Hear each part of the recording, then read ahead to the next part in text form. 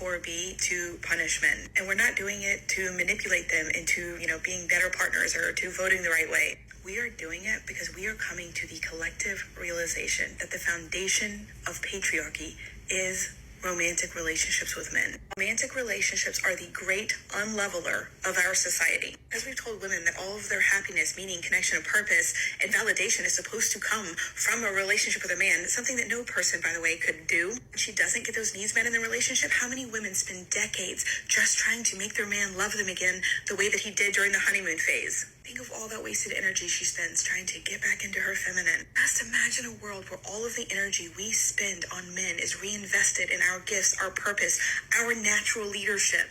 This was at the root of my awakening. I've been a people pleaser my whole life, but I didn't have a big T trauma. I didn't have parents that were abusive or toxic in any way. I didn't learn to be hypervigilant because of my family of origin. And that's why I think the first time I tried to unpack boundaries and people pleasing and codependency, it didn't resonate. I couldn't relate to people pleasing being a trauma response. But do you know what did resonate? After my second failed relationship to a narcissist, one that I thought was going to offer me a redo from my marriage, after learning about what is abuse, after zooming out and seeing it so evident socially, after unpacking patriarchy, I realized my people-pleasing came from social conditioning, came from being taught to center relationships, to center men, and to sacrifice for men. I sacrificed my education and my career so my ex-husband could have his. I sacrificed my credit to be a good partner, for richer or poorer in sickness and in health, just for me to be robbed from and on the brink of bankruptcy. It took 2 men riding my finances, getting me into debt, for me to realize that my beliefs around relationships, the ones that I learned from religion and my parents and media, those beliefs were the problem. It wasn't that I had a bad picker. I was groomed to be a pick-me,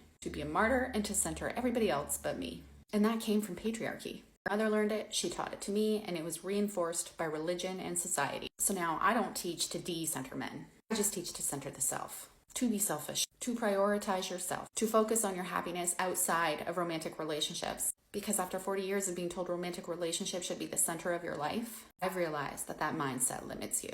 Romantic relationships should be a small piece of the pie that brings joy to your life. The truth is that when you center yourself, when you live by your values and not the values that were imposed on you, with that comes the most profound healing because it connects you to your authentic self.